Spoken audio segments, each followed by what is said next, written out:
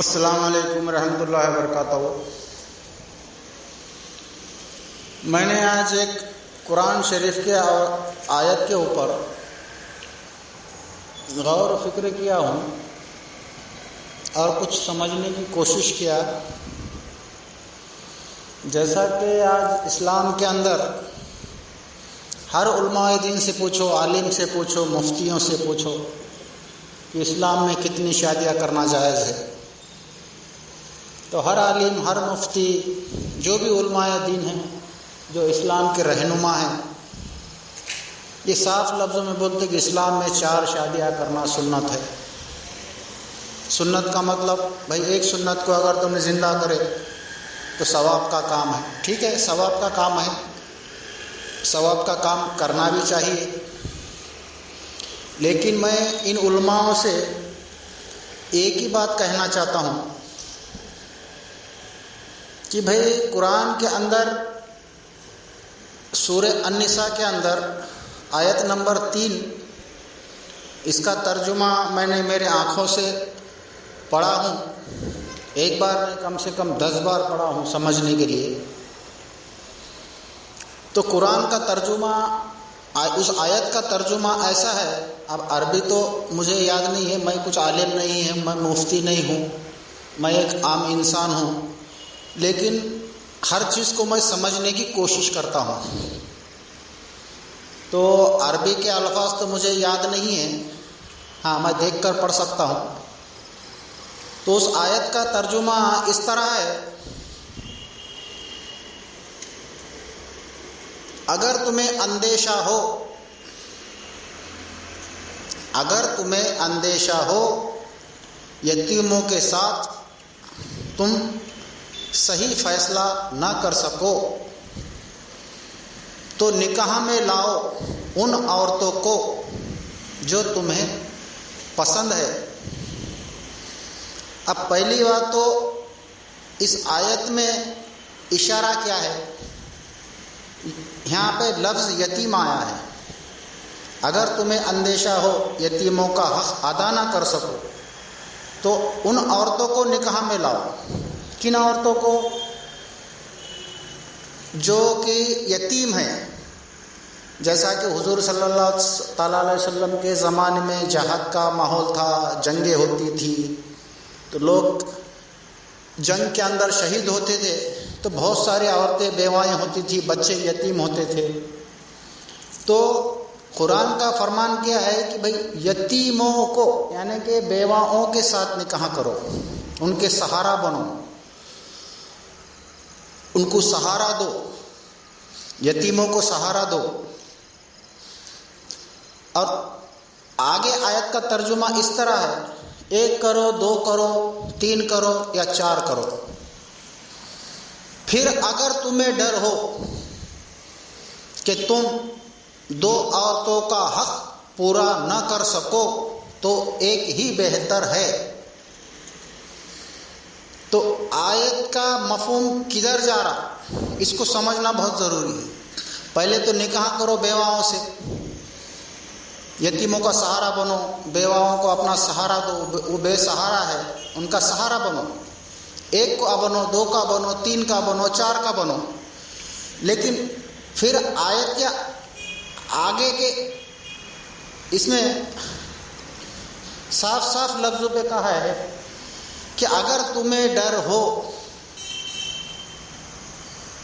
دونوں کا حق ادا نہ کر سکو تو ایک ہی بہتر ہے۔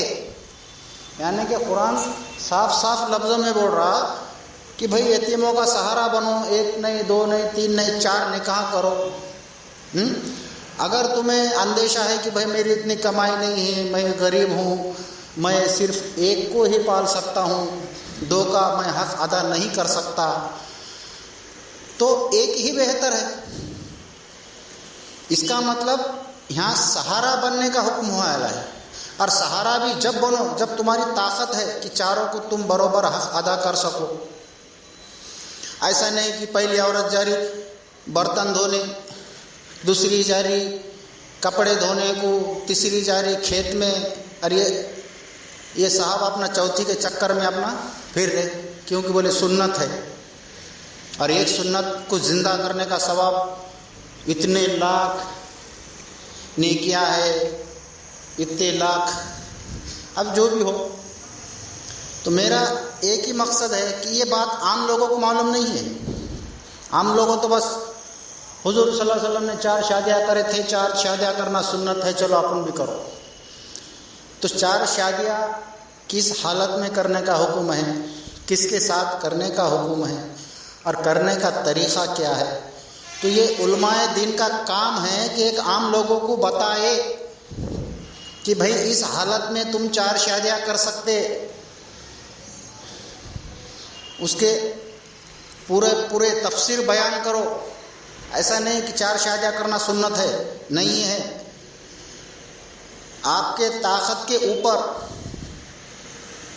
ڈیفینٹ ہے۔ اور 4 شادیاں کرنا ایسا نہیں ہے کہ پہلی بیوی 40 سال کی، دوسری بیوی 30 سال کی، تیسری بیوی 20 سال کی۔ یہ قرآن کا اشارہ ادھر نہیں ہے۔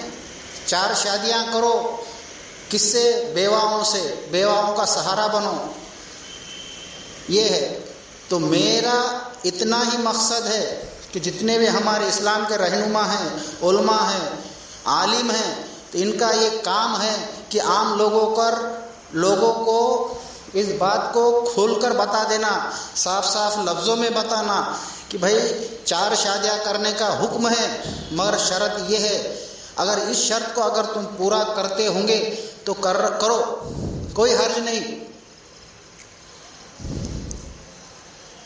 تو یہ علماؤں کا کام ہے بتانا۔ لیکن آج کل ہمارے علماء، کوئی عام آدمی ان کے پاس سوال لے کے گیا، حضرت یہ ہاں ٹھیک ہے سنت ہے، حضرت ایسا کرنے کا ہاں ٹھیک ہے کرو سنت ہے، حضرت یہ کرنے کا۔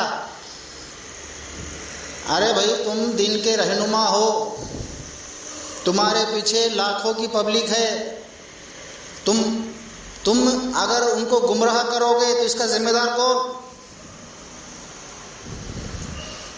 تو ایک علماء دین کو پوری حقیقت بتانا ضروری ہے۔ پہلے تو جتنے بھی ہمارے رہنما ہیں اسلام کے، ان کو قرآن کے اوپر سچائی سے، ایمانداری سے عمل کرنا خود ضروری ہے۔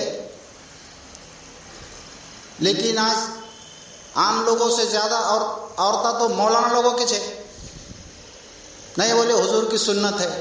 ارے اس سنت کو زندہ کرو جس میں تمہارے نفس کو تکلیف ہو، اس سنت کو زندہ کرو جس میں لوگوں کی بھلائی ہو۔ اپنے خواہشات کے واسطے سنت پہ عمل کرنا یہ قرآن نہیں سکھا رہا۔ اپنے خواہشات کے واسطے 4 عورتیں کرنا یہ قرآن نہیں سکھا رہا۔ ہاں تمہارے اندر اگر طاقت ہے، قوت ہے، آپ کے پاس اتنی دولت ہے کہ تم 10 بیویاں کو برابر کا حق دے سکتے ہو تو کرو، کوئی حرج نہیں، کوئی گناہ نہیں۔ لیکن پہلے یہ دھیان رکھو، یہ خیال رکھو کہ بھائی میں 4 بیویاں کر رہا ہوں تو میں ان کا حق ادا کر سکوں گا یا نہ کر سکوں گا۔ اگر تمہارے سے حق ادا نہ ہوا تو آپ بہت بڑے گنہگار ہو۔ حضور صلی اللہ علیہ وسلم کی حدیث سنی بھی ہوگی تم نے کہ انہوں نے 2 خربوز لائے، 2 بیویاں گھر میں تھی، تو ایک عام انسان کیا کریں گا، ایک بیوی کو 1 خربوز دیں گا، دوسرے بیوی کو دوسرا خربوز دیں گا۔ لیکن حضور صلی اللہ علیہ وسلم نے ایسا نہیں کرے، وہ خربوز کے پہلے ان کو آدھا کاٹے، تو صحابہ دیکھ کر حیران ہو گئے کہ یہ کیا ماجرا ہے۔ تو صحابہ نے پوچھا یا رسول اللہ صلی اللہ علیہ وسلم آپ نے ایسا کیوں کیا؟ تم دونوں کو ایک دے سکتے تھے، تم نے دونوں خربوزوں کو کاٹ کر اس کا آدھا اس کا آدھا ایک کو دیا، دوسرے کو اس کا آدھا اس کا آدھا دیا۔ تو حضور صلی اللہ علیہ وسلم نے فرمایا میں دونوں کا حق ادا کرنا چاہتا ہوں۔ اگر ایک خربوز پھیکا نکلا، ایک خربوز میٹھا نکلا تو میں گنہگار بن جاؤں گا۔ یہ ہے حضور صلی اللہ علیہ وسلم کی سنت. ایسا ہو سکتا تو 10 کرو، کوئی حرج نہیں، لیکن اپنے خواہشات کے واسطے صرف 4 نکاح کر رہے اور چاروں عورتوں کو کام کو لگا دے رہے، یہ اسلام نہیں، یہ قرآن کا فرمان بھی نہیں. اور ایسا کرنے والا قرآن کے خلاف ہے، اسلام کے خلاف ہے، اور اس میں زیادہ کر کے ذمہ دار وہ علماء لوگ ہیں جو عام لوگوں کو صحیح بات، حقیقت بات سمجھانے کی کوشش نہیں کر رہے. بس میرا اتنا ہی کہنا ہے کہ قرآن کو پڑھو، سچائی سے، ایمانداری سے، محبت سے قرآن پہ اور حدیث پہ پورا عمل کرو، بس اسی میں تمہاری بھلائی ہے. اگر یہ میری باتیں تم کو اچھی لگی، ٹھیک لگی تو سمجھنے کی کوشش کرو، دوسروں کو سمجھانے کی کوشش کرو، آگے آپ کی مرضی.